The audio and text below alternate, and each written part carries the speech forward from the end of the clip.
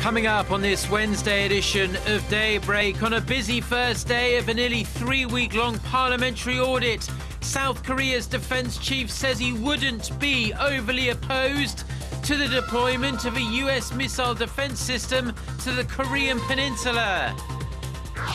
The International Monetary Fund slightly lowers its outlook for global economic growth this year and next, but maintains Korea's outlook for this year at 3.7%. Plus, protests fade in Hong Kong as student leaders agree to hold formal talks with the government on making the next leadership elections more democratic. Daybreak begins now.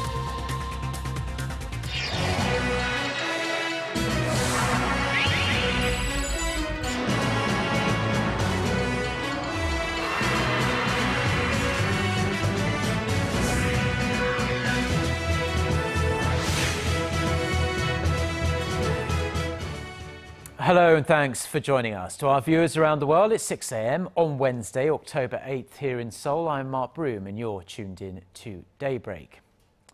Our top story this morning, the reunification of the two Koreas, the deployment of a US missile defense shield in South Korea and the government's handling of April's ferry disaster were among the wide range of topics under the spotlight on Tuesday as the National Assembly began its annual audit of hundreds of government offices and agencies. Our Ji Myung-gil reports. 12 of 16 parliamentary standing committees got started with their audits of government offices this Tuesday. At center stage was the importance of promoting international cooperation to brace for a unification of the two Koreas. Rival party lawmakers urged neighboring countries like China and Japan to participate in various logistics projects with North Korea that will lay the groundwork for the two Koreas to become one again. Also up for discussion was the possible deployment of an American anti-missile defense shield in the south to deter ballistic missile threats from North Korea. The main opposition party raised concerns that stationing the terminal high-altitude area defense could disrupt the strategic balance within Northeast Asia and prompt Pyongyang to expedite its nuclear weapons program. The Seoul ferry tragedy was also back in the spotlight as lawmakers grilled government officials for the botched initial response and questioned whether dismantling the Korea Coast Guard was an appropriate follow-up measure. But the lack of preparation caused by the months-long political standoff over the ferry bill raised doubts about whether the audit will fulfill its purpose. The parliamentary audit should not be seen as political theater. Lawmakers should refrain from scolding and humiliating witnesses. We hope at this year's government audit, all agencies being inspected will submit all the requested information and data. We urge all the witnesses to give sincere answers. This year's audit was to be held in 2 separate sessions to analyze the agencies more thoroughly. But the plan was scrapped due to the gridlock over the Seoul ferry bill, raising concerns that the audit may be conducted in a haphazard manner. Ji Myung-gil, Arirang News. Now, as Myung-gil touched on there in his report, South Korea's defense minister has expressed a positive view about the possibility of the United States deploying an advanced missile defense system to the Korean peninsula. He was speaking at a parliamentary audit on Tuesday. Han Min-gu said such a system would be helpful to South Korea's security and defense in the face of North Korea's ongoing nuclear and missile threats. Our Kim Hyun-bin reports. South Korean Defense Chief Han Min-gu has voiced positive support for the possible deployment of an American missile defense system in the country, stating it will enhance security in the region. At a parliamentary audit on Tuesday, Han said if the U.S.'s terminal high-altitude area defense or THAAD anti-ballistic missile system is deployed, it could help counter Pyongyang's nuclear and missile threats. The U.S. has recently been conducting site surveys of its military bases on the peninsula, and just last week, the Pentagon confirmed that it is in fact considering installing its THAAD system in South Korea. But Korean lawmakers have pointed out that such a move could antagonize not only North Korea, but also China and Russia, which believe the system could target them. The U.S. has wanted South Korea to join its missile defense program for years, but South Korea has been hesitant in taking up the offer.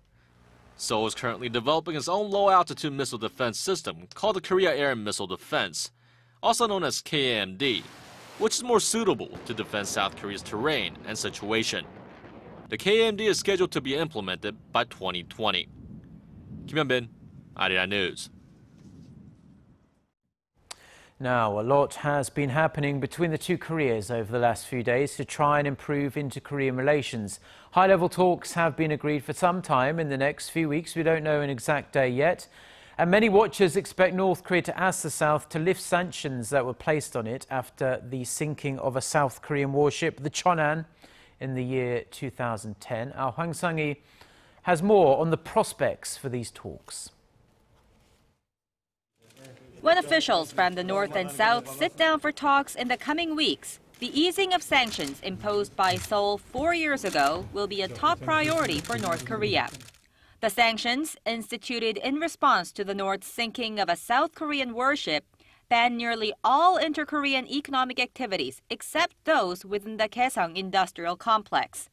Seoul says Pyongyang must assume responsibility for its involvement in the 2010 incident.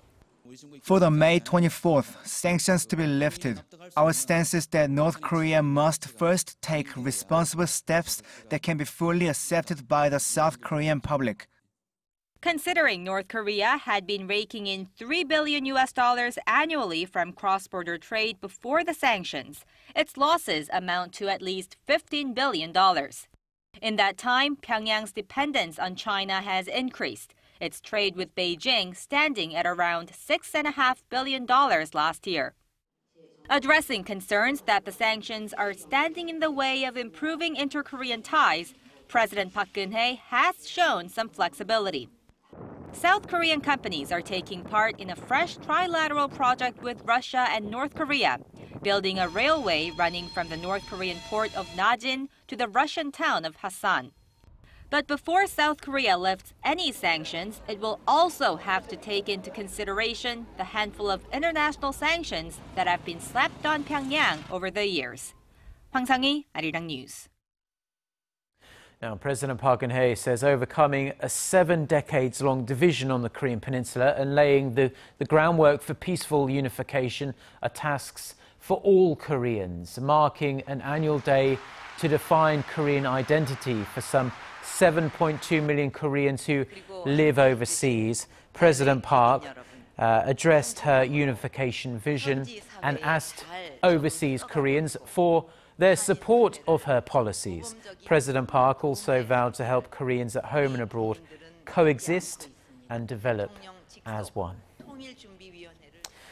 North Korea has once again stressed it is ready and open for talks with the international community on its human rights situation. The comments were made by North Korean representatives for the UN, who held a special session regarding its human rights issues at the UN headquarters on Tuesday local time.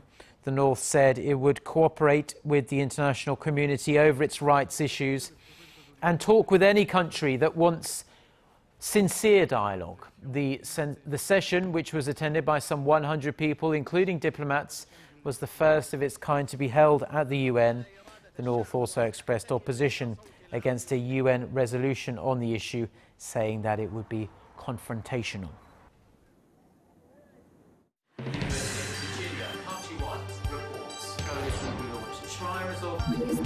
We start before the sun rises to bring you the latest stories out of Korea. We also lead the way with important global coverage. Stay on the pulse of what is happening with Daybreak.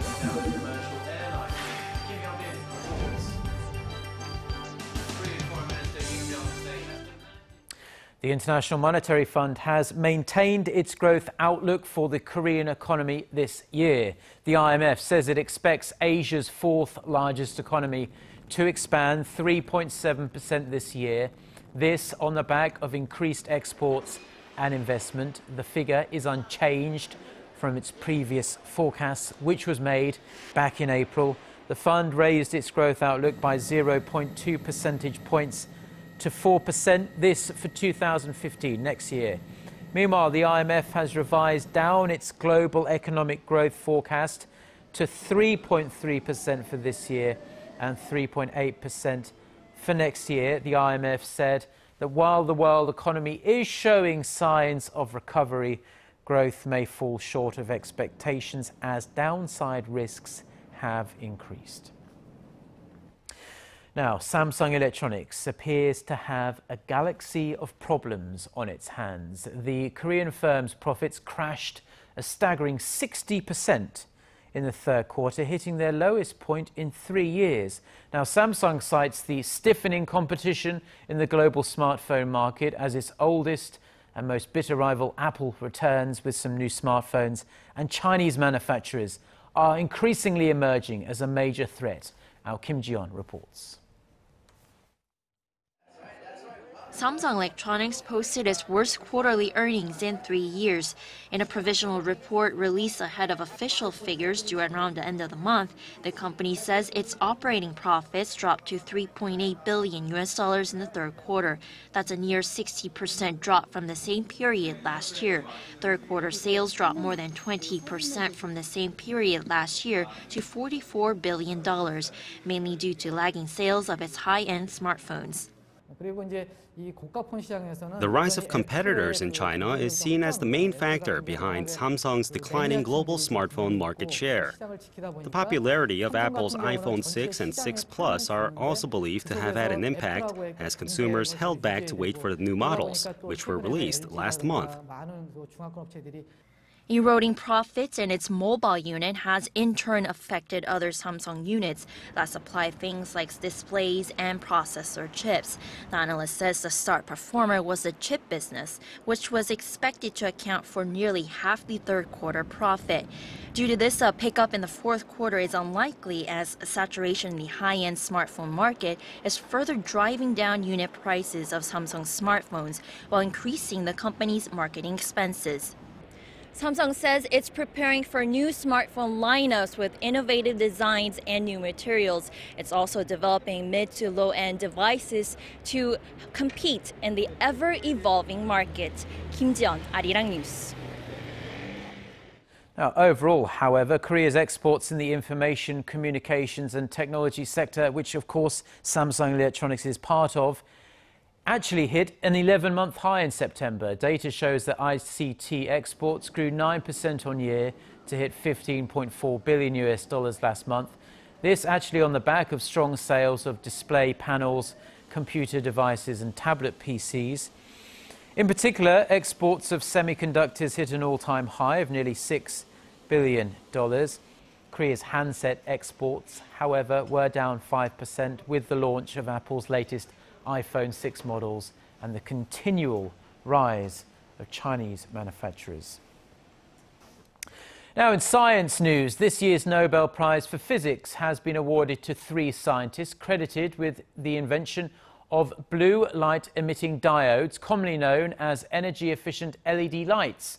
Professors Isamu Akasaki, Hiroshi Amano of Japan, and Shuji Nakamura of the US were named winners of the prestigious prize on Tuesday in the Swedish capital of Stockholm, and this included their prize money of $1.2 million. The committee said the 3 researchers recognized that gallium nitride would lead to a blue color and discovered a way to produce the light in an efficient way by adding in other materials.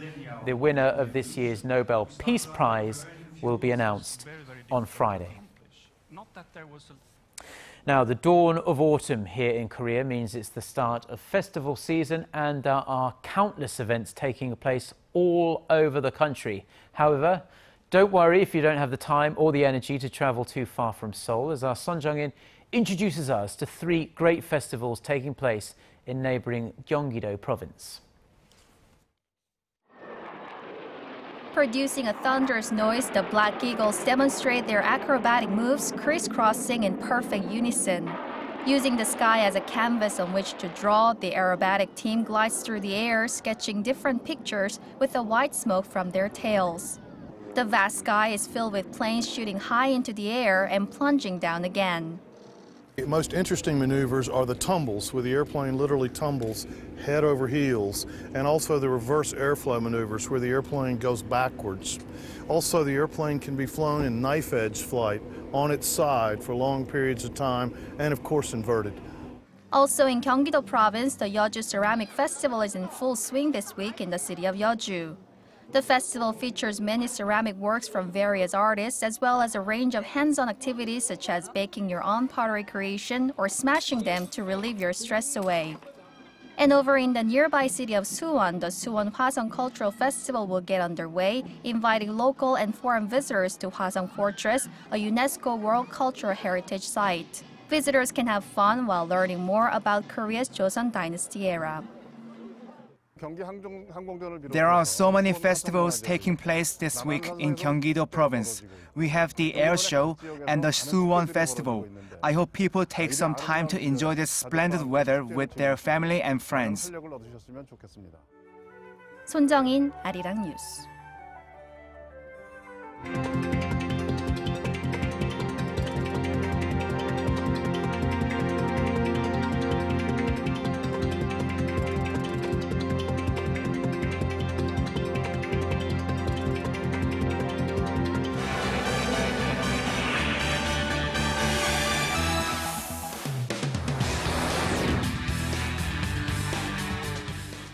Time now for a look through the international headlines we're following on this Wednesday morning. For that, we turn to Eunice Kim, standing by at the News Centre. Very good morning to you, Eunice. Good morning to you, Mark. We have a date. The Hong Kong city government will launch formal dialogue with pro-democracy student leaders on this Friday. Issues of political reform will be on the table when leaders of the Federation of Students meet with the territory's chief secretary and undersecretary for constitutional and mainland affairs. But it remains unclear how effective the meetings will be, given that significant disagreements remain, particularly over the 2017 chief executive elections. The student leaders calling for universal suffrage vis-a-vis the Hong Kong government's full support of Beijing's decision for a ballot of pre-screened candidates. Protests continued and barricades remained in the districts of Admiralty, Causeway Bay and Mong Kok last night as demonstrators vowed not to stop until a substantive breakthrough is made. An altercation between protesters and the anti-Occupy Blue Ribbon movement at Admiralty last night highlighted the growing impatience and anger. Some smaller companies saw a dip of 80% in sales during the commercially lucrative Golden Week holiday due to the blockades. Health officials in Spain are scrambling to control the spread of Ebola after a nursing assistant there was diagnosed with the disease on Monday, marking the first infection outside of Africa. 4 people were quarantined at the Madrid hospital where the nursing assistant was infected, including her husband, another healthcare worker, and a man who traveled to Nigeria. More than 50 others were placed under observation, among them her relatives and healthcare workers. Madrid's regional government even obtained a court order to euthanize and incinerate their pet dog against the couple's objections, saying there is no guarantee that infected dogs cannot transmit the virus to humans. Turkey's President Recep Tayyip Erdogan says the Syrian border town of Kobani was about to fall to Islamic State militants, making ground in their 3-week assault on the strategic town. U.S.-led coalition airstrikes hit more IS targets on Monday and Tuesday, including armed vehicles, a tank, and a vehicle carrying anti-aircraft artillery. More than 400 civilians and fighters on both sides died in the bitter battles, according to the UK-based monitoring group, the Syrian Observatory for Human Rights. President Erdogan said Turkey was pressing for more airstrikes, even as it believes they are not enough to hold back the militants. He said Turkey would act if Turkish soldiers or a historic site in Syria were threatened. A new poll released Tuesday has shown that support for the economic policies of U.S. President Barack Obama has hit an all-time low of 24%. That's the number of Americans polled who said they were extremely or quite confident with President Obama's economic record. The previous low point was in June of last year at 9 percentage points higher. The survey was conducted by broadcaster CNBC and All America Economic Survey. It quizzed 805 adults late last month and has a margin of error of 3.5 percentage points.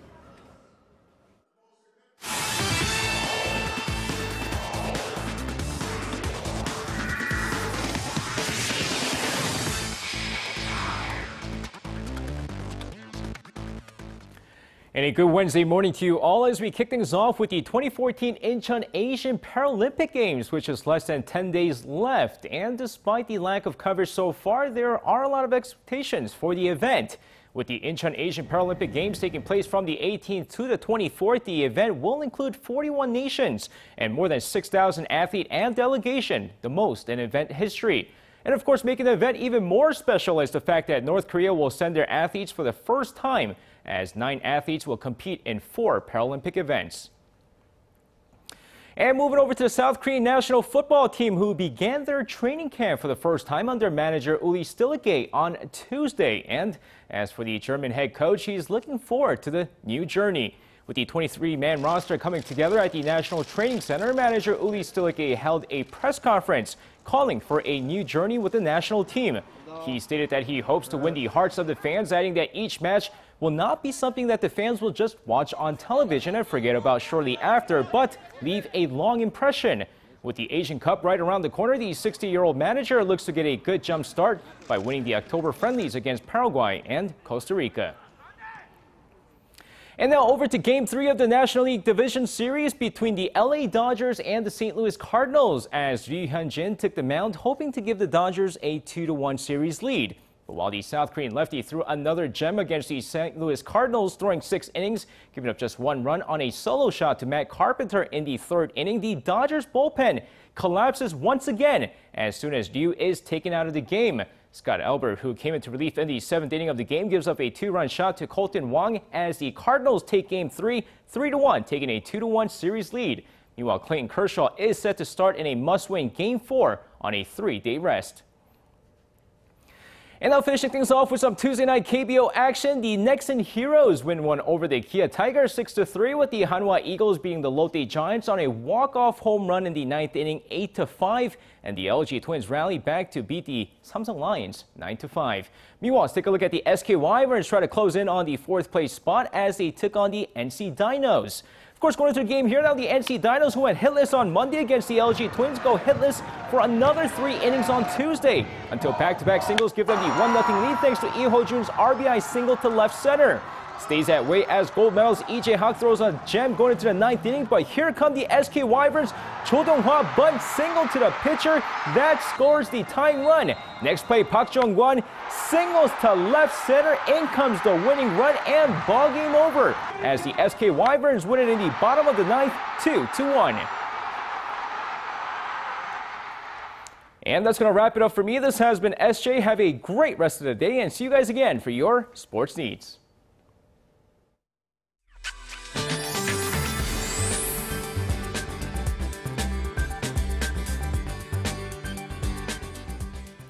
It's another chilly morning today, so be sure to dress warm before heading out. And for today, not only the mountainous regions in Gangwon-do province, but some of the central inland regions could also see the first frost of the flower, with lows kicking off slightly cooler than yesterday. And nationwide, clear skies are in store all day long, so it's going to be a beautiful autumn day with daily highs forecast to be similar to a tad higher than yesterday. So with that in mind, let's take a closer look at the readings for today. Now, the low in Seoul kicked off at 24, then the high in the capital and Busan will rise to 24, while Daegu and Gwangju will rise at 25. Now for other regions, it looks like down on Jeju and Daejeon will peak at 23, while Dokdo tops out at 20 this afternoon. Well, as we can see, daytime lows and highs will make a big temperature difference, so please take good care of your health to prevent catching a cold. Now that's all for Korea, and here's the international weather for viewers around the world.